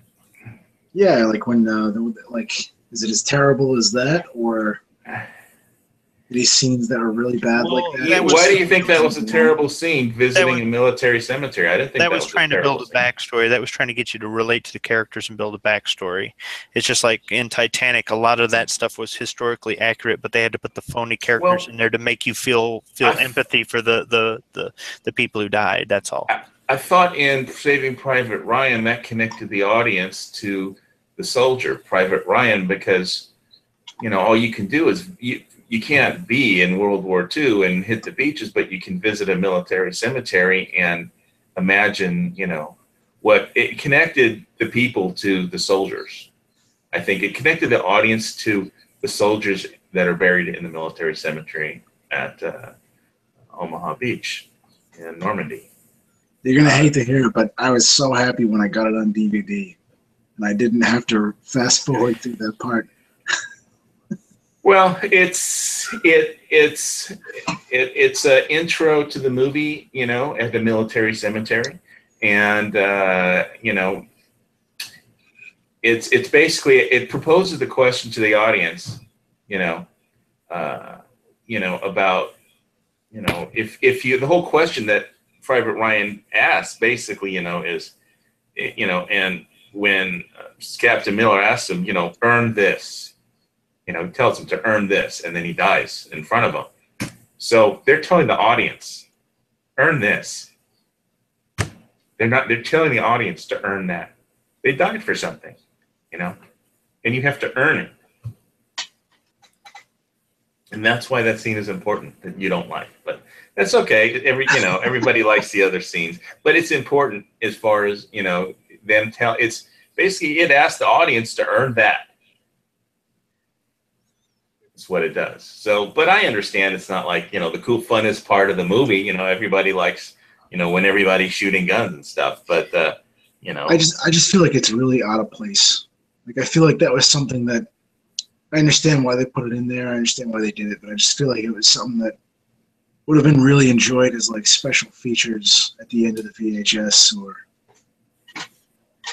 Well, I can tell you that the combat scenes that were in the beginning of the movie when they land on the beach, I used to know 2 veterans who were there, and one of them told me that is the most realistic depiction he's ever seen in a film about landing on the beaches. As far as close as he's ever seen anybody film it, that was as close as it gets. So yeah, why the Stuka dive bomber scenes in Dunkirk kind of meant something to me is because I've always heard the story. When what happened when my family was in Warsaw, when the dive bombers were dive bombing Warsaw, and when the Germans invaded, was my grandmother and my grandfather, and my mom wasn't born yet. My uncle Mark was in a bomb shelter in Warsaw, and they were dive bombing. And my grandmother remembers that she left the gas on in the apartment building, and it was her responsibility to turn it off. So, because if a bomb went off in the general vicinity, the whole block would blow up or something. And so she runs out in the middle of this bombing raid with bombs falling all around. And she runs out of the bomb shelter, and it was a brand new bomb shelter. And so my grandfather's sitting there with, holding the hand of my uncle, and says, well, we're either going to all make it together or all die together. So he runs after her in the middle of the bombing raid, and bombs are falling, and they get about 50 yards away from the bomb shelter, and it takes a direct hit from a Stuka dive bomber. And it was a brand new shelter. The cement hadn't set yet, and the shelter just collapsed. The cement hadn't hardened completely, and everybody inside was killed. And they were 50 yards away at that point. Wow. And so I always think of my uncle looking up and seeing those dive bombers. So that's what I saw when the dive bombers were coming down, in that movie. So that particular scene meant something to me, all the dive bombers, And there's a scene where the admiral on the pier, on the jetty, and there's a dive bomber. I won't mess up the movie and do any spoilers, but there's a scene, and he's just closing his eyes, waiting for the bomb to fall. And, you hear the siren coming, and you'll just have to see the movie to see how it turns out. But and if you watch the movie, you can watch the replica Spitfire crash. No, it was a real Spitfire. Do not destroy. It was a real Spitfire squib. Replica. Just Google it. You'll see they $150 million. They can afford to crash a fucking plane. It's a replica. It's a real one. It's a replica. Real. It's real. They bought it with Bitcoin too. They bought it with You want to get me to start talking to crypto? I'll talk crypto. I did before the show. I showed Oily how to do it.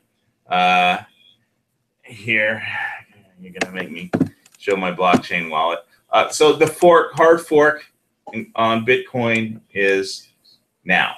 So you basically shouldn't be sending any Bitcoin anywhere for the next 48 or 72 hours until they figure out whether there's going to be Bitcoin Cash and Bitcoin, and the whole SegWit thing happens. Basically, Bitcoin splits into 2 coins is what's happening. So, and it's temporarily, all shut down until everybody. It's basically a mess for 2 days or something like that. But good news, Genesis had been hacked about a week ago. That's the company, cloud mining company, the largest one in the world that I have an account with, and they sent out almost all the Bitcoin to their customers, including me, that had gotten delayed for about a week while they, purged all the, hackers stuff from their systems and all.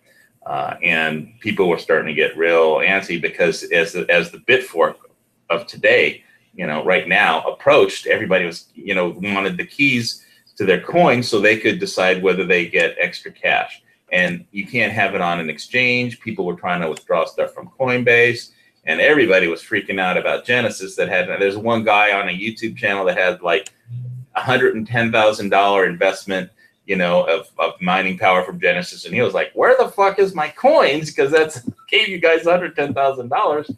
And everybody wanted their Bitcoin before the fork, and it skyrocketed today. It hit like 2,850 or something, or 2,870.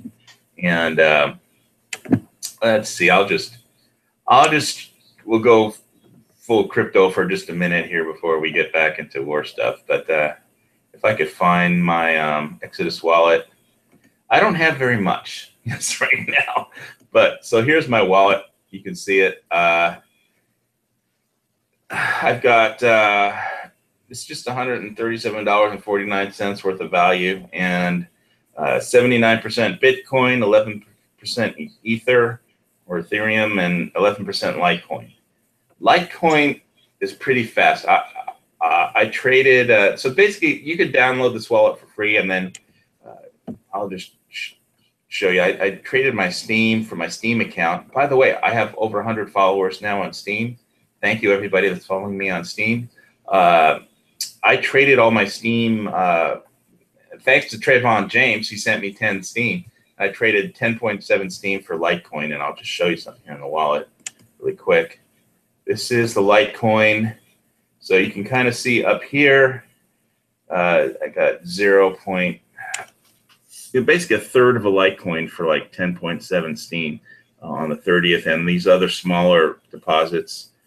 So basically, I'm mining with Genesis, and they're starting to send, after the first 30-day hold with the credit card purchase of mining power, they start sending out the coins. So basically, just a tiny little bits of coin get added to my account every day, at least while the system is working.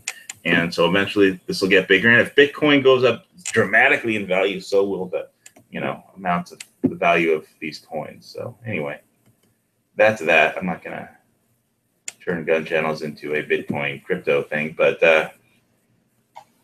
what was really interesting is that any boat would do in Dunkirk. Anybody just had to get on a boat, and they gave them a ton of life jackets, and they said, go save some people.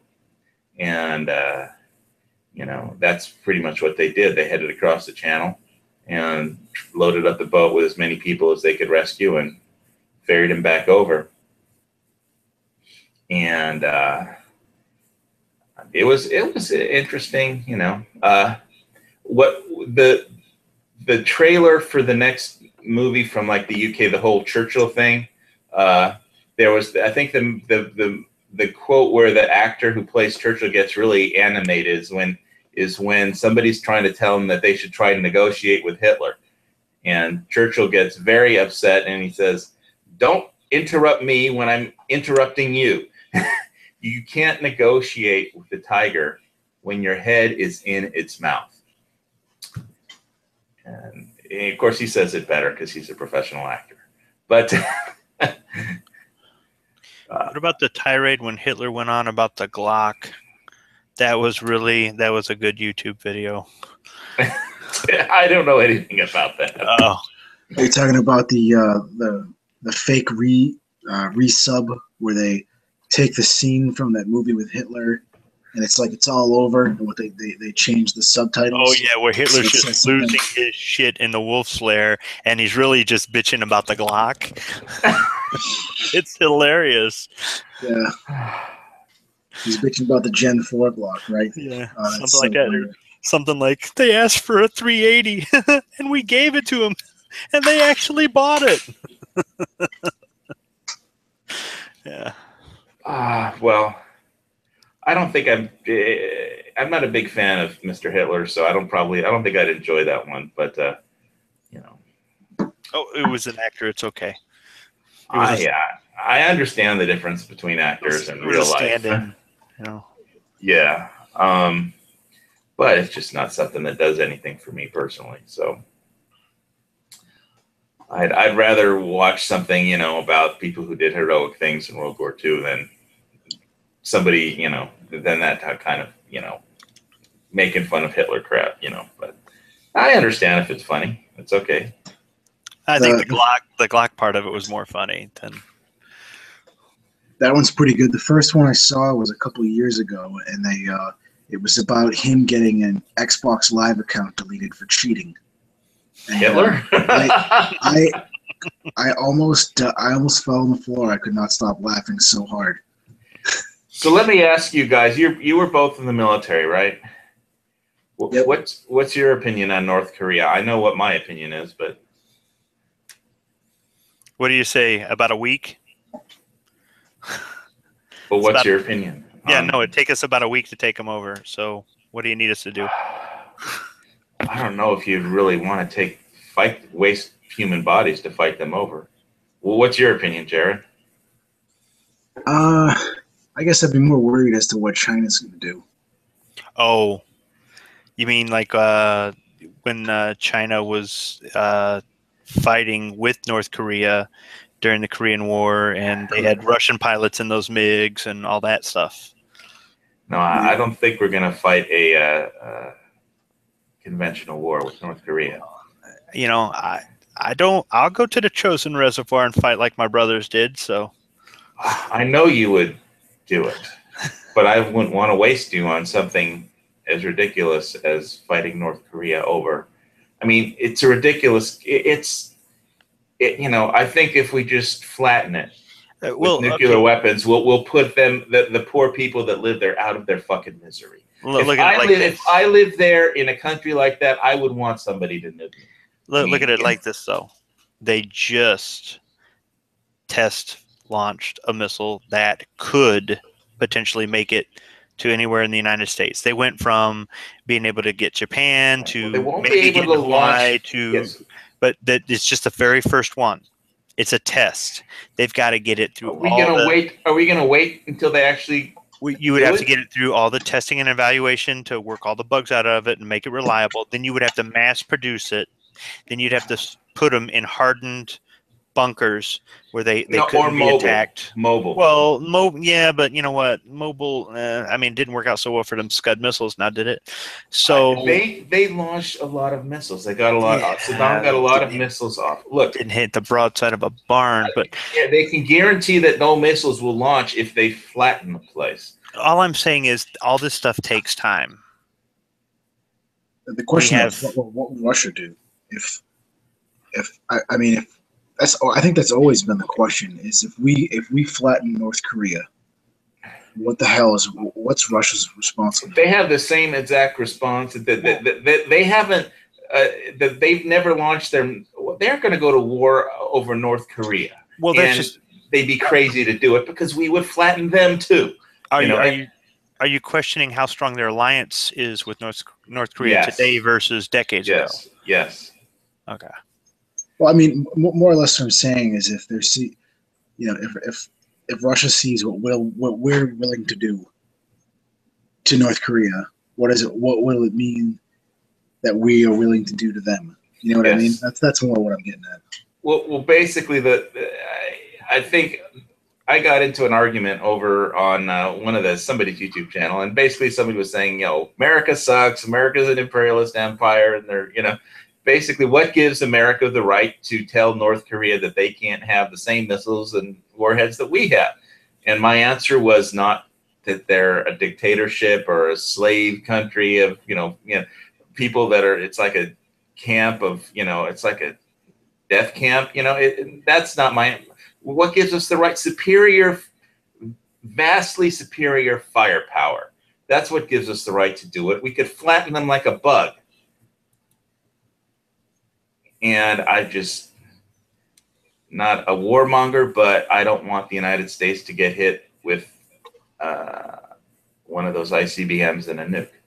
And we can guarantee that none get off with just one little bombing run. I'm not worried about it. They're not going to launch one or two. That wouldn't. All that's going to do is piss us off, and then we definitely come over there and whip their ass. So we It have would. to wait till Well, no, you got to. U.S. City blows up. No, what First. you got to realize is they've got to first off make this system reliable. Secondly, they've got to mass produce it, and third, like I said, they've got to be able to. Whether you want to have a bunch of mobile launchers, which doesn't do jack, or they want to build silos like we did, which is all this stuff is time consuming and expensive. That gives us a lot of time for regime change. It gives us a lot of time to negotiate. It gives us a lot of time to figure out what the Chinese and Russians' response might be, have a better idea. It also gives us time. We could literally put a blockade on both sides of the peninsula on the north end there, and we already have the DMZ. We could isolate them on three sides and say, do you really want to do this? We have lots of, this isn't like tomorrow a city is going to go up in a nuclear fireball. I mean, they would have to have enough where they would have to be able to launch enough missiles to obliterate us. One missile isn't going to do it. Two missiles isn't going to do it. They can export their missile technology to other countries. Like Once Iran. again, you have to get it there. You've got to set it up. You've got to train them, and then you've got to put it somewhere where it can't be attacked easily. Or I suppose if you want to go with the mobile thing again, make it mobile, which isn't effective. There's a lot of logistics to it. You need food too. Food. Well, yeah, they don't have any of that. But yeah, but if Iran will blockaded, whatever if we blockaded the country, which we can do with our Navy, are we going to start sinking Russian ships? No. Remember what happened during the Cuban Missile Crisis? We can do that shit again. Started World War III. All I'm saying is, if we had to take North Korea, we could do it in a week. No problem. We could do it in a minute. No, you could flatten it with nukes. No. You don't launch nuclear weapons against another country, even an enemy country, unless it's all out. Nobody's going to win. If you launch enough nuclear, you better be willing to accept the consequences, because it's going to be all out and everybody's going to get involved. Mutually assured destruction. Pretty much, yeah. You think Russia and China is going to get involved if we nuke North Korea? Really? Well, you also have to look at it like this. You're going to nuke North Korea, right? Where's the atomic cloud going to be in 3 days? Japan, one of our allies. Maybe. It depends which way the wind is blowing. It's going to be over your house. Okay, and then 3 days after that, it's going to be on the West Coast. I mean, we survived Chernobyl. We'll survive a couple of nukes in North Korea. You don't flatten North Korea. What you try to do is if I was president, they would already be flattened. This is going to take some patience and some saber rattling. I'm sorry, but do you remember Panmunjom? We tried negotiating with Korea and Panmunjom, and it didn't do jack. They're very good at not doing anything we want. All I'm saying is, if we had to go in there, we could do it. Yes, we'd lose some people, but they'd lose a hell of a lot more. And in the end, we would go in there and we could take the place. I'm waiting to see if Japan loses their mind and sends their police force over there. Their police force. No, I mean, if Japan goes nuclear, then that'll get China's attention. The JSDF, yeah. They could use a JSDF, yeah. They get pissed. The Japanese really get angry. These people that I know, really angry with North Korea. Well, they get angry when Captain what's his name stops their whaling ships in the South. You also have to realize that over there we have the armies on the DMZ right now. We have troops and equipment right there on the DMZ. Okay, a conventional war. We've got Navy, Air Force, and Marines in Japan, just down the street, and on top of that, the South Koreans. I don't know if you've ever messed with the South Korean Marine, but you don't want to. They're some bad motherfuckers. All right, you definitely don't want to wake them up. They don't like that. I can tell you that for sure. All right. So we've got enough assets over there right now just to be able to cross over the border and say, do you really want to do this? I mean, if the nuclear threat was that genuine, I mean, that they could reliably send over enough missiles to wipe us out, we wouldn't be negotiating, or we would be over there with boots on the ground. It isn't that situation yet. They want you to panic. You're giving into fear.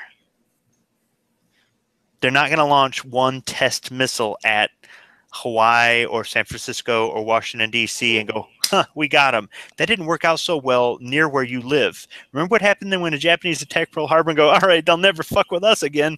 Yeah, that didn't work out so well. When you come after America, you got to come after America with everything.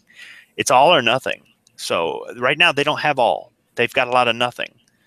So one nuclear bomb can ruin your whole fucking day. Well, and it wouldn't take more than one. And I'm not to be honest saying with you, I don't think they even need a missile. But I'm not saying that we don't keep an eye on them. I'm not saying that we don't make sure we've got assets. Maybe we move some more assets over there, whatever. But I'm not saying we don't do anything. What I'm saying is nuking them would not go over too well. I don't really care how it goes over. It would be. I mean, I want everyone to fear us. I mean, it's really what gives us the authority to tell North Korea that they can't have nuclear intercontinental ballistic missiles is because we have vastly, exponentially superior firepower. That's the only reason. And if we aren't willing to use it, then what's the fucking point? I mean, it's just okay. This threat can be eliminated, in my opinion. No. Our nuclear arsenal is just like a concealed carry weapon. You've got it. You went through the process to get the permit. You train with it. You made sure you've got self-defense ammo in there. You got hollow points. Whatever this is the gun you're comfortable with. This is the gun that'll work. That sort of thing. You pray you never have to use it. Do you really, really want to do that? First off, do you want to take another person's life? Secondly, do you want to risk going to jail and losing everything and being sued and blah, blah, blah? We're not talking about CCW. But it's the same principle. Having these nuclear weapons, yes, these things actually work. We can push the button and we could level North Korea with a push of a button. These aren't dummies. These aren't models. These aren't still in prototype. These are actual weapons that we've had for a long time, and they actually work. We could use them in a moment's notice if we wanted to, but we won't use them unless it's that bad. Unless there's a threat there. But when there's a threat, you don't unnecessarily go right for your gun. When there's a threat, if you do draw your gun, you don't necessarily shoot. It all depends. If the threat runs away or you end the threat, then it's over. Okay, so that's why I say we might need to do some saber rattling or something like that. But you don't just go on the offense just because,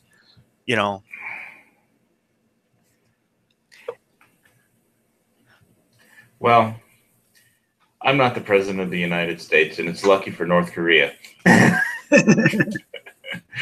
Because HVS would have already leveled North Korea. It'd be a parking lot. Yeah. Right now, when you go into a parking structure at night to go to your car, and there's a really big guy standing at the other end, but he's not doing anything, do you immediately go to your gun and point and go, I've got a gun? No, you don't. It's different. Well, that's North Korea right now is a really big guy at the other end of the parking structure. He's not doing anything. You might be like, damn, that's a big guy. If he comes over here, he could really mess me up. He's just shooting in the general direction of me, but not at me. They're test missiles. Do you know how many missiles we put in the ocean doing tests? Well, if we aren't going to stop them from doing it, then, what good is saber rattling if we're not ever willing to pull it out and use it? Saber rattling from the Oval Office is one thing. Saber rattling with, a carrier task force on both coasts of North Korea is another thing. So, but it hasn't got to that point yet. They're launching missiles, and they're pissing off everybody in the neighborhood. And the U.S. isn't doing jack shit. Hey, wait. We can take care of this for you, HVS. Hey, Jared, what are you doing this weekend, man? You want to go to Korea? Yeah, go over there, bring Kim Jong-il, and we'll interrogate him live on the next week's show. We're gonna. What we'll do is at the end of the episode, we'll unmask him like a Scooby-Doo. So. And then you see Kim Jong-il. I would have got away with it too if it hadn't been for you, damn kids and your dog. Yeah, it's gun channels that messed up Kim Jong-il or Kim Jong-un or whichever one it is. I mean, yeah, that guy's like a demigod over there. Super. I know it's a fucked up country. That's why I'm saying if I was in North Korea, I would say just put me out of my misery already. Some of them people, they don't have access to the free communications that we have. Some do, some don't. So they don't all know what we know. They don't have the education level. They don't have access to, the internet or cell phones or stuff like we do. All that stuff is censored and controlled. If all you knew from the time you were born was this guy is your ruler and you must obey, then that may be all you think until the day you die.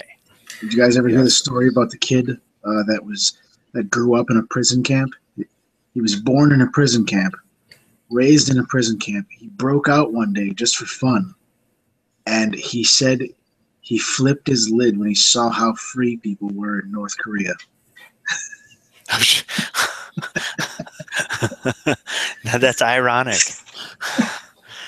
Yeah, well, I don't know. We got a lot of B-2 bombers and nuclear subs, and it just seems like, it's a little. This is China's barking dog in their front yard, and I mean, as far as I'm concerned, blow away the dog.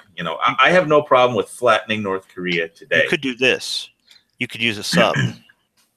You could send the USS Michigan over there with its cruise missiles and just attack all of their sites related to their missile program and their nuclear weapons program with cruise missiles. But it's such a small country, you may as well just flatten the whole fucking thing. I'm just saying you could do it with one sub. That's how powerful America. We could just send one ship over there. Yes, we have vastly, exponentially superior firepower. And if we prove our only thing we don't have is the resolve to use it. I'm just saying it's not. If you prove your resolve, then Russia and China aren't going to do shit. Okay? They have more to lose. They have more to lose than we do. Russia and China aren't threatening to nuke the United States. Not right now. The United States isn't threatening to nuke China or Russia. If we nuked North Korea or Iran or wherever, even a limited nuclear strike, we're going to raise the attention of not just potential enemies, but we're also going to lose some allies. Think about all those left-wingers that are our allies, air quotes, in Europe. They have their own problems. I understand they have their own problems. and they need us. It's just like, I'm not afraid of Russia and China. I'm really not. I mean, I know they have enough nukes. If they want to blow up the planet, then I wish they would fucking do it already and stop talking about it. With North Korea, I just want to flatten a tiny little section of the planet. Nuke North Korea, now you have 15 problems. So there's a better way to handle it. I don't see anybody handling North Korea so far. That's because there's nothing to handle. You get one of those nukes landing in Michigan, you'll have a problem. And you're going to want hedgehogs. See if I thought we'd wake Dusty up or something into this chat. He's having technical difficulties. Please stand by. At least I got him to take the microphone off.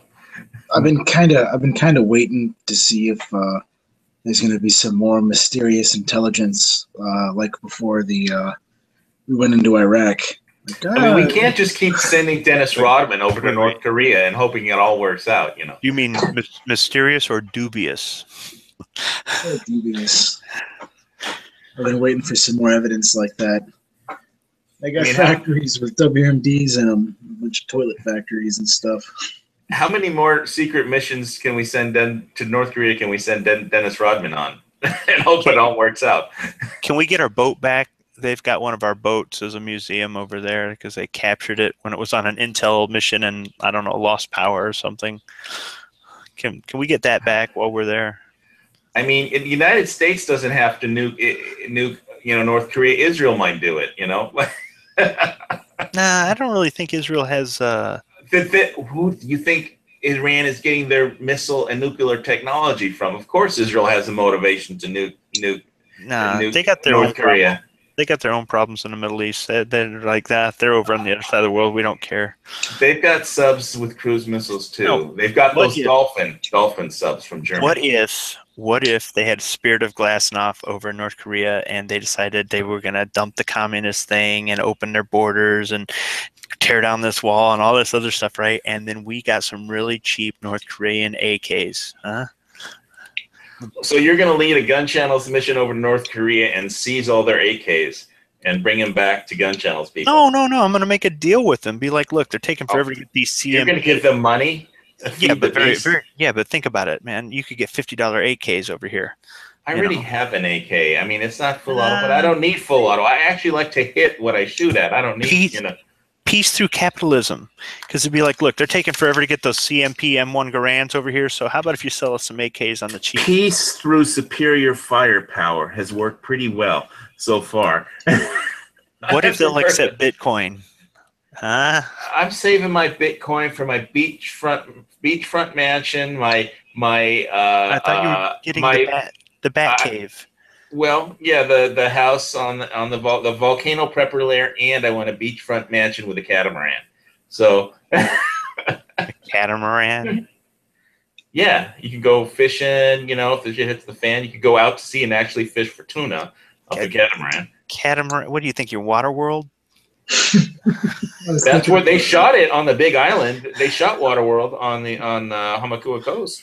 Yeah, that's where they shot it. This is Waterworld. Where do you think they shot that film? The Big Island of Hawaii. This is Waterworld. Don't worry about North Korea, man.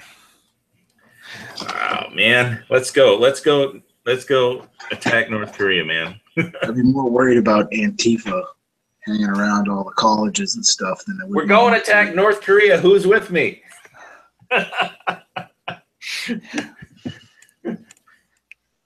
All right. So I'm still waiting on some artwork for a new Hawaii Volcano Squad patch and stickers from Billy Barron. Nothing yet. I can't rush the guy. He promised he'd do it, and I believe him. He's 93 years old. He's working on a children's book, and I would really like to get some new artwork in, so I could print up some wonderful channel patches and stickers and decals. But I'm sure he'll do something brilliant. But he'll take his time, and he'll come up with something. He's very talented, and a great person too. But anyway,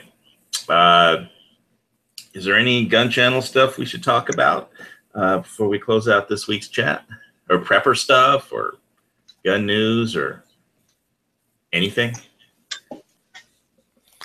Tomorrow's Every Second Matters. Oh, it is? No, wait. Tomorrow's the 1st. Oh, it's the first already. It's the first right now. Oh, it's still July 31st in Hawaii. You're behind the times. It's Monday, July 31st, 6:39 p.m. on the Big Island of Hawaii, Hawaiian Standard Time.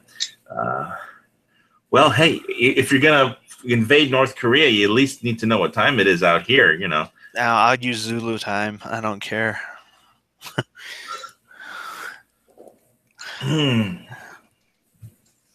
So, you buy any silver? When the price dipped at all?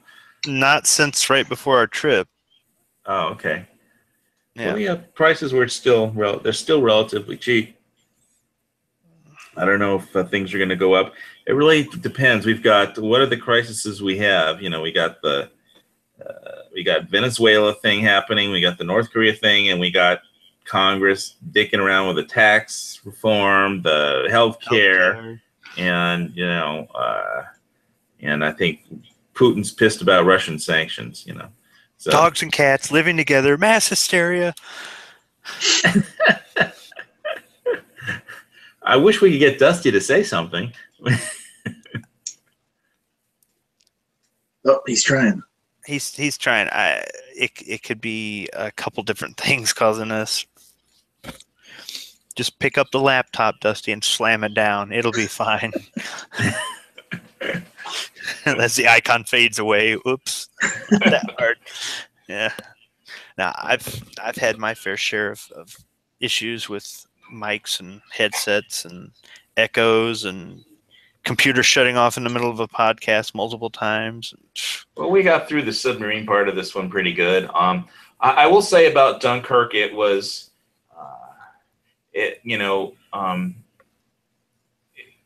it was you got the sense, you got some sense of what war was like, in parts of it.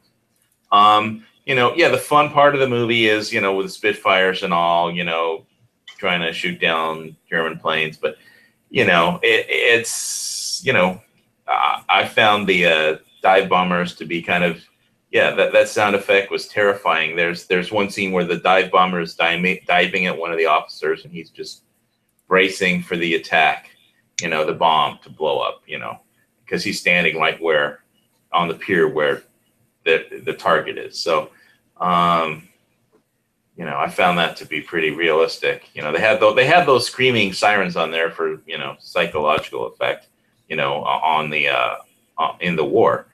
That's why they put them on there to just like terrorize the population and the soldiers to get them to turn around and run. But the Polish army was defeated very quickly because they just weren't up to fighting tanks with horses. Well, basically. the Polish army got a raw deal. England said they would jump in and back them. France said they'd jump in and back them. They didn't. Well, they declared war, but that was about it. Yeah, I mean. Well, they were on the borders. They were ready to fight, and France and England convinced them to send all their troops home and stand down as a sign of good faith.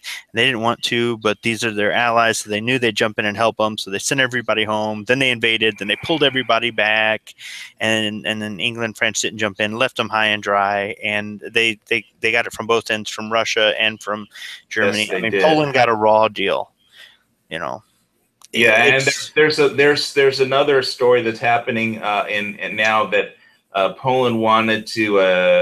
They're trying to do some, because there's a lot of, when Poland was in the Soviet bloc, there's a ton of Russian war memorials all over Poland, and Russia executed a ton of Polish officers at this one famous time, and Poland has never forgiven Russia, but war memorials are like almost a sacred thing in Russia. So if Poland is going to start disbanding Russian war museums and war memorials, then that really pisses off Russia, and they're having a big, diplomatic spat. And I'm just saying right now, like somebody from Russia was commenting, and I'm, telling us how, well, what if, Russia decides to nuke America? Well, I wish they would do it, because we're not afraid of Russia. We're not Lithuania. You can't scare us. I mean, you can huff and puff and practice your shooting your missiles into the air, but I just don't think they're going to do it. And there's nothing good that could result from them doing that. But I mean, enough, strategic forces would survive to, blow up the whole planet, if whichever side started a direct conflict between Russia and the United States, and everybody knows that, So if one tiny little country called North Korea gets flattened, nobody's, I don't think the big superpowers are going to go to war with each other over that. They'll huff and puff, but so what? Okay. And I don't give a shit. World War I started where? In Bosnia, tiny little country nobody cared about either, and everybody took sides. That was Europe. They're fucking crazy over there. No, what you have to do is you look at previous military actions, even though the technology's older or the location's different. Yeah, all those Europeans keep starting wars and dragging in America. Why don't we start one for a change? When you make a future military move, you look at the past. That's what you do, and you say, okay, this has happened before in Europe. Well, you can say it happened in Europe, or it happened 100 years ago, or the people thought like this back then, or it was two different religious factions, not two different political factions, or it was we had bolt action rifles and now we have nukes or whatever. It doesn't matter. You learn from those things. There's things they teach in the war college and stuff. I mean, you learn a lot about the history and the politics and things like that. And there are all of these different criteria for the possibility of a military action in the future, and you have to look at your past in order to look forward to the future. Speaking of the past, I enjoyed the last episode of Turn. We're almost it's the final season. Turn: Washington Spies on AMC, and the British soldier from the Queen's Rangers is trying to get. He knows who's the American spy, codenamed Culper, and he catches them. Basically, they have a confrontation because the spy Abraham Woodhull is masquerading as a British loyalist volunteer in the American Legion of the British militia, fighting for the British, and so he has a confrontation with the Queen's Ranger guy who knows he's a spy, but because he's wearing a British uniform, he can't do anything about it to him because nobody else knows he's a spy. And so, basically they had this interesting conversation where he says, I admit that you are better at lying and hiding and keeping secrets than I am, but the field is my domain, and that's where we're going to have it out. So, obviously when they both get into a same battle, then he's looking for him in some structure, and he's calling out his code name, Culper, no more hiding, no more secrets. And he's coming after him, and so he's running. Basically, there's this. It was just I really liked the last episode anyway. And since we're going back into history, there's only, I think, 2 or 3 more shows in the season left. Of the whole series. This is like the last season of Turn Washington's Spies. And Washington seems to be absolutely crazy to attack New York. He was so determined to take New York back from Clinton. And I guess that's why Clinton never left New York got on the boats to go down to Yorktown, where basically all of his officers and the French are saying, go get Cornwallis at Yorktown. He can't get out of it. He's trapped. And he's like saying, no, we need New York. Washington he won't, everybody is telling him to go south, and he's like crazy to fight, Clinton in New York, and it's just, he won't listen to anybody. I think, but I think what happens is there's some intelligence that finally comes through that, George Washington is focused on 2 things: capturing Benedict Arnold and hanging him, and killing Clinton in New York, or taking back New York. And obviously that didn't happen. They eventually, I don't need to watch the last 2 episodes to know how the war ends, but it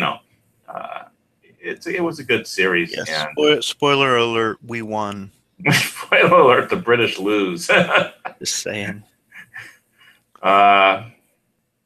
So, all right.